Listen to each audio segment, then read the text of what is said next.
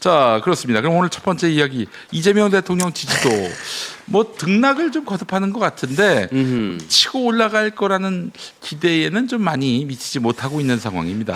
걱정입니다. 왜 그럴까요? 이게 일단 설명을 해드리면 네. 갤럽 기준 55%가 나왔고요. 네. 지난주 60%에서 네. 일주일 만에 5% 하락했고 이 정도면은 좀 우려할 만한 우려할 만합니다. 그런 하락입니다. 사실, 취임 후 최저치다. 네. 민주당이 6% 빠졌습니다. 44에 38이고 예. 국힘은 24. 그대로 지금 국힘이 예. 저렇게 헛짓거리 하니까 예. 이렇게 그나마 버티는 겁니다. 예. 걱정이 많습니다. 자, 왜 떨어졌다고 보시나? 이게 사실 중요할 것 같은데요. 네. 저는 PD님 의견부터 한번 여쭤보고 싶긴 해요. PD님 판단하시기에 왜 떨어졌을까? 민주당도 6% 떨어졌거든요. 좀 같은 내용을 잘 따지지 않고 아하. 정쟁이 벌어진다 그러면 기본적으로 눈살을 찌푸리는 그런 여론이 있어요. 내용을 안 보는 중도층이 도그카우다. 문제다. 네, 뭐 아니 그분들이 문제라기보다는 개돼지 프레임으로 한번 밀어넣어봤습니다. 아이 무슨 소리야? 무슨 소리야? 아이, 나는 한 농담입니다. 번도 우리 대중을 유권자를 그렇죠. 심지어 나를 떨어뜨린 서울 그럼요. 노원 구민도 개돼지라고 생각해 본 적이 단 한 번도 없었습니다. 알고 예. 있습니다. 그걸 알기 때문에 예. 드립도 친 건데 어제 제가 드린 말씀은 결국 뭐 정쟁 말씀하셨는데 네. 뭐 그렇죠. 드라이하게만 말씀을 드려보면 네. 대법원장 청문회, 추나 대전, 이제 내란 재판부 논란 이런 것들일 겁니다. 사실 뭐 가랑비가 여러 가지 있긴 했는데 네. 뭐 이제 김어준 씨가 이제 흑막 논란도 있었고 뭐 서영교 최고위원 재판 청탁 논란 뭐 그리고 뭐 김현지 비서관이 대장동 아파트 소유하고 있다 뭐 이런 뉴스 막 나오고 근데 이거는 사실 중도층한테 가닿지 않습니다. 사실 이런 뉴스는. 근데 큰 거는 대법원장 청문회와 네. 이제 추나 대전, 네. 추나 요법 아닙니다. 추나 대전 같은 게 사실 중도층한테는 꽤 크게 작용했을 거다. 그러니까 저는 지난주에 제가 딱 이 말씀을 드렸는데 네. 중도층 이게 5%는 중도층 빠진 거거든요. 네. 중도층은 사안 하나하나를 구체적으로 보지 않습니다. 네. 그걸 뭐 나쁘다고 할 수도 없어요. 네. 딱 하나 봅니다. 얘네 오만한가? 얘네 힘 자랑하는 거 아니야? 지금 행정 권력도 가지고 있고 입법 권력도 가지고 있잖아요. 압도적인. 찍어 누르려고 하네? 이런 생각을 하시는 거 아닐까? 이렇게 생각하고요. 근데 왜 지지율이 중요하냐면요. 네. 야, 55%도 사실 나쁘지 않습니다. 숫자가. 예. 나쁘지 않은 아이, 숫자인데. 윤석열이는 단 한 번도 받아보지 못한 지지율입니다. 그럼요. 그리고 취임 이후에도. 최근에 이렇게 취임 직후에도. 정치가 양극화되고 예. 양쪽 그 강성 지지층이 세지 않습니까? 네. 이런 상황에서 55%는 엄청 나오는 거예요, 사실. 예. 거의 저는 드림 넘버라고 봅니다. 예. 그렇게 보이는데 지지율이 이제 더 떨어지면 왜 떨어지면 안 되냐를 보면 첫 번째는 뭐 이제 국정 동력, 개혁 동력이 사라진다. 그리고 두 번째 이 말씀을 드리고 싶었는데 지지율이 받쳐줘야 네. 억가를 안 당합니다. 억지로 까임을 당하지 않는다. 그렇죠. 그러니까 이를테면 지지율이 박살나면 이제 국민 스포츠가 시작돼요. 국민 레포츠. 그렇죠. 대통령 씹기. 풍자의 대상이 됩니다. 그 이제 지점이 저는 한 뭐 40% 밑으로 내려가면 이제 지금은 국힘 쪽 분들만 이제 장애 집회 같은 거 나가서 막 그런 풍자 같은 걸 시도해요. 네. 잘 안 먹히죠. 네. 근데 이제 지지율이 떨어지면 저렇게 되네? 스포츠를 시작할까? 이렇게 됩니다. 네. 그래서 지지율을 좀 유지를 해야 되는 것도 있고요. 네. 그러니까 이를테면 강유정 대변인이 뭐 협상문이 필요 없을 정도로 뭐 잘 된 회담이다 이런 게 약간 미스 같은 거고 예. 이제 그런 것들을 비판할 수 있는데 이제 그런 게 지금보다 훨씬 커지는 겁니다. 지금 이제 그런 비판은 그냥 그래 아이 잘하지 정도 넘어갑니다. 사람들이 보기에는 뭐 그 정도 갖고 막 무슨 뭐 정권을 날린다든지 뭐 강유정 대변인을 뭐 잘라야 되는 과하다고 봅니다. 네.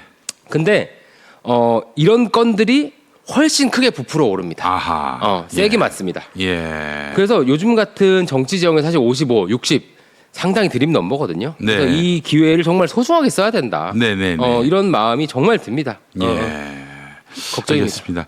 자, 일단 뭐 지금 지지율이 뭐 심각한 상황은 아니지만 그러나 지금 가락비에 옷 젖는다고 마이너스 요인이 될 만한 것들은 하나하나 체크해서 그렇죠. 최소화할 수 있도록 해야 한다. 자, 그렇다면은 지금 사실 저는 집권 초에 지지율이 많이 오를 수밖에 없는 게 문재인 대통령 때도 있었던 일이고요.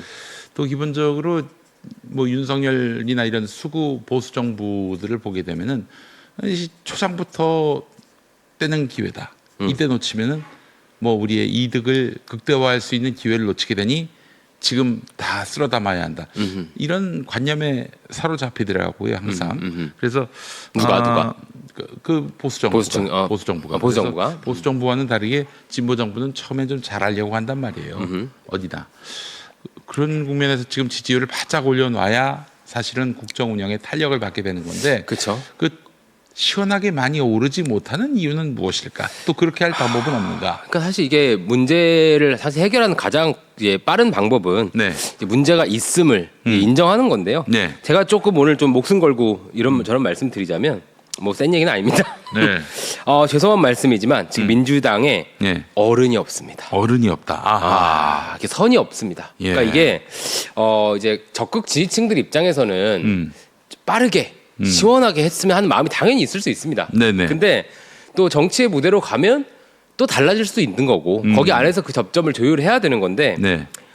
예전에 이해찬 대표님 예. 어른 아닙니까? 그렇죠. 그런 분이 계실 때 민주당 예. 만약에 이해찬 대표님이 계셨다면 지금 네. 아마 그 10층에 예. 이해찬 의원실로 불려가서 네. 혼날 분들이 꽤 많습니다. 아. 경거망동하지 마라. 야. 단일 행동 혼자 개별 행동하지 마라. 예. 근데 그런 것들이 이제 조금 없어진 시대. 그리고 어른이 없습니다. 사실 이재명 대표 때만 해도 이재명 대통령 지금 대표께서 워낙 강한 또 그립이 있으셨기 때문에 네. 그게 좀 통제가 됐어요. 예. 근데 지금 이제 여당이 됐고 예. 이제 정청래 대표가 계시지만 이제 각자 산발적으로 이제 터져 나오는 거죠. 그렇기 때문에 이제 뭐 사실 대법원장 청문회 같은 경우도 뭐 네. 대법원장의 그 이례적인 판결에 대해서 예. 당연히 저도 문제의식은 있지만 네. 이제 이렇게 해결했을 때 이제 어떤 문제가 발생하냐. 예. 뭐 이런 지금 지지율 하락 이런 게 발생하는 거죠.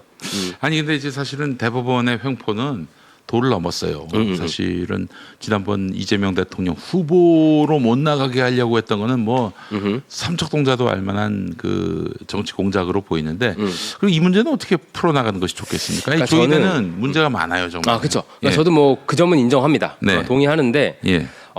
저는 약간 이게 좀 세계관의 차이라고까지 보는데 네.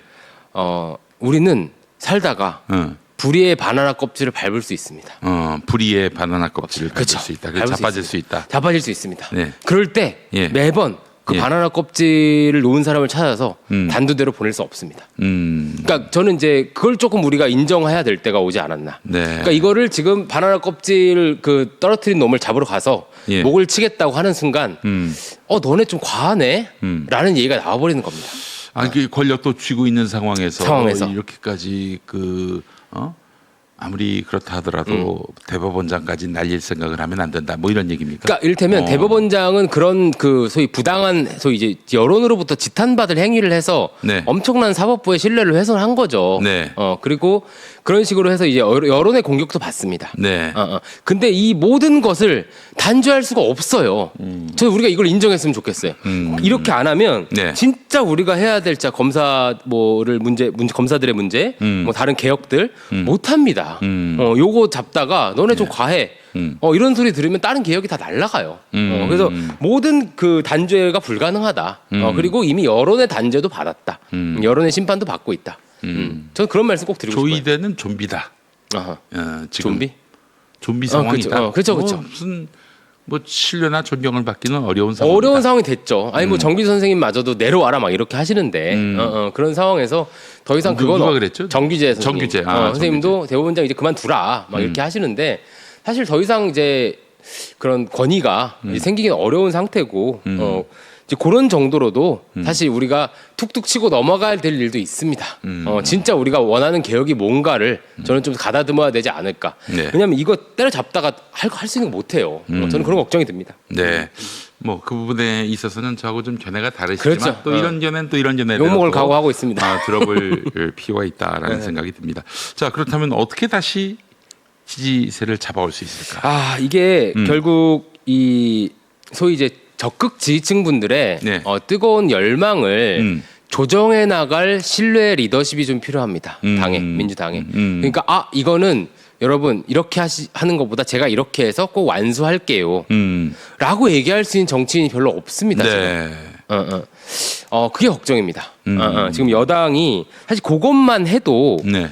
사실 국힘이 지금 완전 망가져 있거든요. 그렇지. 뭐 어떻게 뭐 헤어나올 길이 없어요. 헤어나올 길이 없습니다. 특히 그 예전에 유시민 작가님 이런 말씀하셨어요. 네. 우리 정치는 네. 한나라당 당시 예. 한나라당이 발전하는 만큼 발전한다.